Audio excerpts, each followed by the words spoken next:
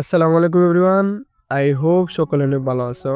তো দেখতে দেখতে নিয়ে আসলাম দ্বিতীয় পার্ট, আমৃত্যু ভালোবাসি তোকে। তো চলো বেশি কথা না বাড়িয়ে শুরু করা যাক। মেঘ নিজের রুমে ঢুকে শপিং ব্যাগ খুলে 3টা ড্রেস বের করলো। 3টা জামাই অসাধারণ সুন্দর, 2টা গাউন ড্রেস আর একটা গর্জিয়াস কাজের 3 পিস। ল্যাপটপটাও খুলে দেখে তার প্রয়োজনীয় সকল অ্যাপ ব্রাউজার অলরেডি ল্যাপটপে সেট করা আছে। মেঘের দৃষ্টি যায় র্যাপিং পেপারে মোড়ানো বক্সের দিকে।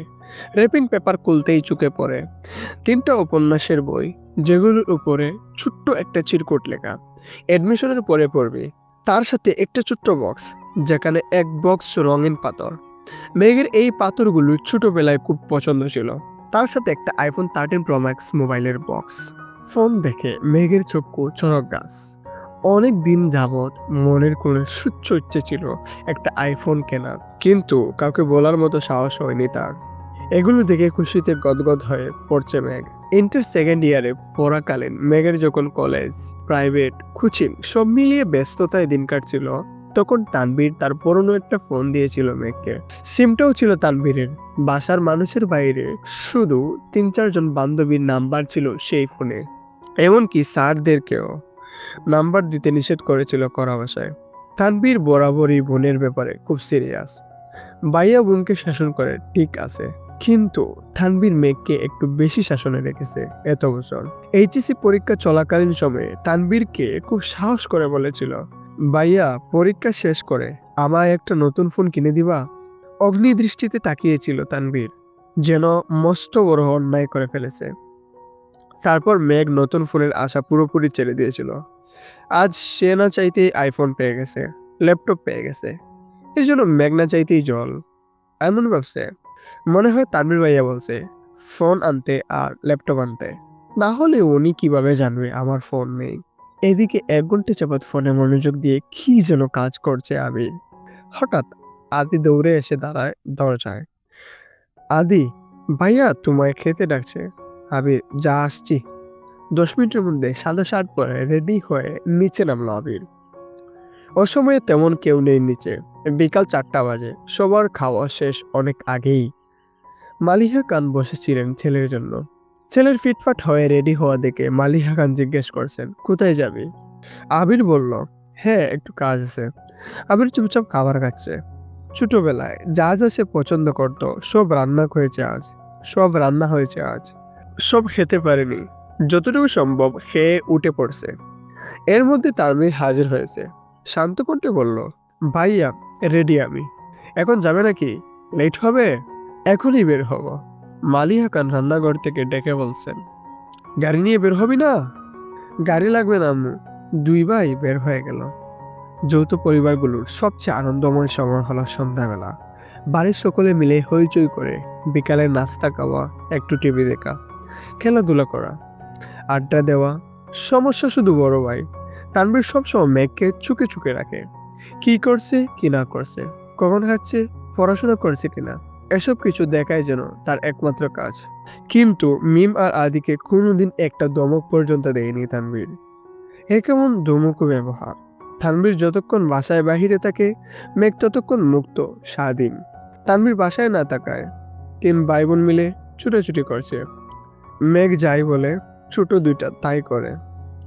মেঘ আর আবিরের এখনো দেখা হয়নি। মেঘ কোচিং থেকে এসে রুমে যে ঢুকেছিল তার গিফট নিয়ে ব্যস্ততার কারণে সবেমাত্র রুম থেকে নিচে এসেছে। অন্যদিকে আবির বাসা থেকে চলে গেছে আরো 2 ঘন্টা আগে। মেঘ, মিম আর আদির ছুটোছুটি শেষ হয় বড় আব্বু জনাব আলী আহমদ খানের বাসায় প্রবেশ দেখে। আলী আহমদ খান বাসায় ঢুকতে ঢুকতে নিজের স্ত্রী মালিহা খানকে জিজ্ঞেস করলেন, আবির কোথায়?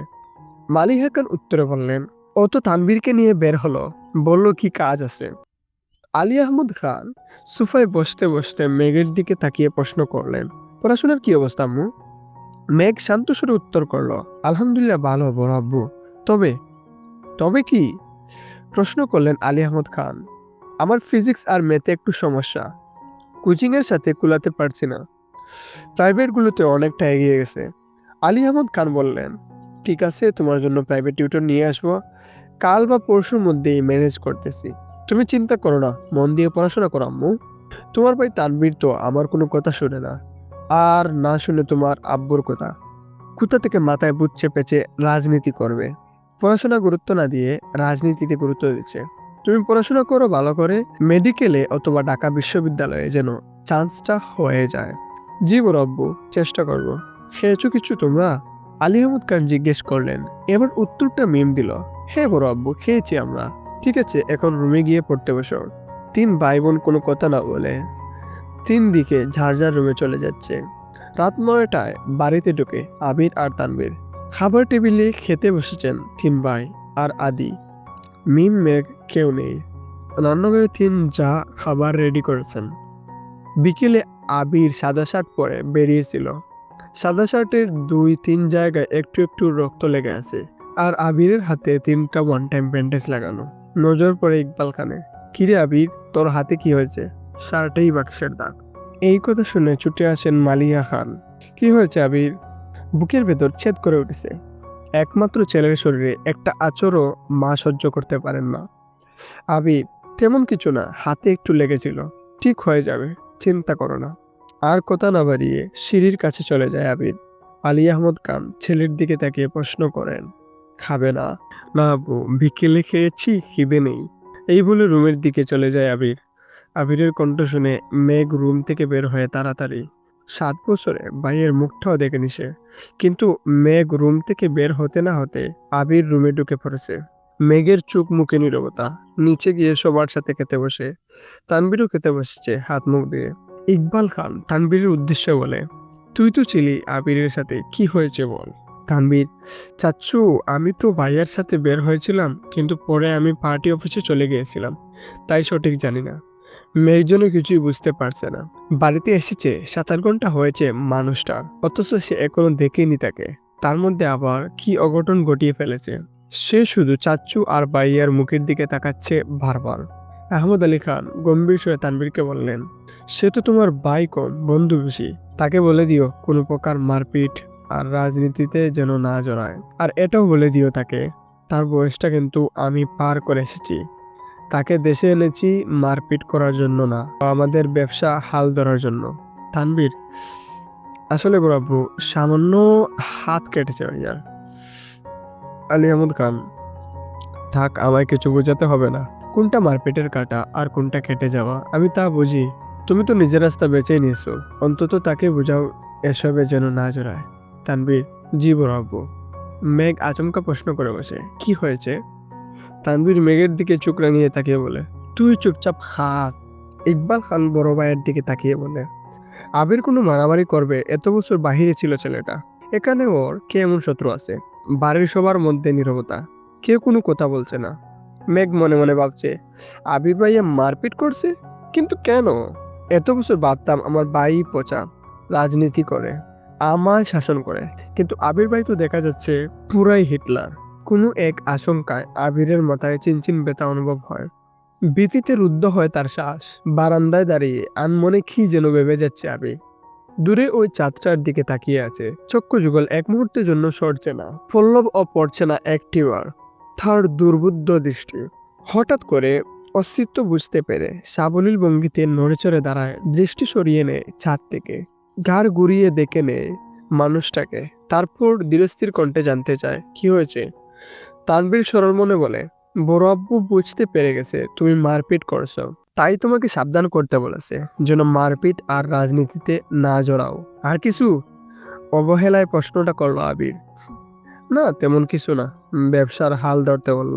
তানবীর উত্তর দিল। আবির, আচ্ছা ঠিক আছে, আর কিছু বলবি? তানবীর, ভাইয়া, মাথা ঠান্ডা করো তুমি, বাদ দাও প্লিজ। আমি তোমাকে শুধু জানিয়েছিলাম বিষয়টা। তুমি যেভাবে দেশে চলে আসবে আর এইভাবে ঝামেলা হবে, এটা আমি ভাবতে পারিনি। বুঝতে পারলে আমি আগেই ব্যাপারটা সলভ করে ফেলতাম। আবির, তুই আমায় বাদ দিতে বলছিস? বাহ। তানবীর, আমি ওইভাবে কিছু বলিনি ভাইয়া, যা হবার তা হয়েছে। তুমি যা করছো এরপর আশা করি আর কিছু হবে না। তাই বলছিলাম ওইসব চিন্তা বাদ দিয়ে একটু রেস্ট নাও, অনেকটা জার্নি করে এসেছো। আবির, আচ্ছা তুই এখন যা, এয়ারপোর্ট থেকে আমার ব্যাপারে তোকে যেন কেউ কিছু না বলে, এটা সবাইকে বলে দিস। এত বছর বাহিরে ছিলাম, এখন তো আমি বাড়িতে আছি, যার যা কথা সব যেন আমায় বলে সরাসরি। আর আগামীকাল 12টার আগে কেউ যেন ডাকতে না আসে আমায়। তানভীর: আচ্ছা, আসছি আমি। এতক্ষণে মেঘে ডেকে গেছে চাঁদ। অসীম দূরত্বে তাকিয়ে কি যেন ভাবছে ছেলেটা। তারপর রুমে ঢুকে দরজা আটকে ব্যাগ থেকে একটা সিগারেট বের করে বারান্দায় বসে সিগারেট জ্বালিয়ে টুটে ধরে। দৃষ্টি পড়ে দূরে গাছের পাতার ফাঁকে ল্যাম্পপোস্টের ক্ষুদ্র আলোর দিকে। তার নিচে 2-3টা কুকুর আপন মনে চিল্লাচিল্লি করছে। সিগারেট খাওয়াটা আবিরের নিত্যদিনের অভ্যাস না। যখন সে খুব রাগান্বিত বা চিন্তিত থাকে, বা যখন নিজেকে কন্ট্রোল করার সব শক্তি হারিয়ে ফেলে, তখন সিগারেটের ধোঁয়ার মধ্যেই নিজের কষ্ট, রাগ, চিন্তা আর অভিমানগুলোতে জড়িয়ে দেয়। সিগারেটে কয়েকটা টান দিয়ে সিগারেটটা ফেলে দেয়। তারপর টান হয়ে যেন পড়লো নিজের বিছানা, মাথার নিচে দুহাত রেখে চুপ বুঝলো। তো আজকের পার্ট এই পর্যন্তই ছিল। আশা করি তোমাদের ভালো লেগেছে। আর যদি পূর্বের পার্ট না দেখে থাকো তাহলে ডেসক্রিপশন থেকে দেখে নিতে পারো। আগামী পার্ট অতি শীঘ্রই নিয়ে আসছি। সেই পর্যন্ত ভালো থাকো, সুস্থ থাকো। টেক কেয়ার, আল্লাহ হাফিজ।